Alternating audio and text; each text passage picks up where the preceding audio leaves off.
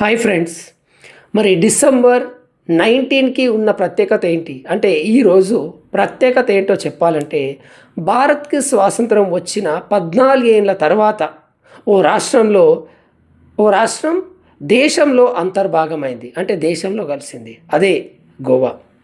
డామండ్ అయ్యు గోవాని ఆక్రమించిన పోర్చుగీసులు వాటిపై పూర్తి ఆధిపత్యాన్ని సాధించారు. 1961లో ఇదే రోజున డిసెంబర్ 19న అక్కడి ప్రజలకు పోర్చుగీస్ పాలన నుంచి విముక్తి లభించింది. భారత ప్రభుత్వం యుద్ధ ప్రకటించి ఆ ప్రాంతాలను విలీనం చేసింది. ఈ రోజును గోవా విమోచన దినంగా జరుపుకుంటున్నారు. 1987 వరకు గోవా కేంద్రపాలిత ప్రాంతంగా ఉంది.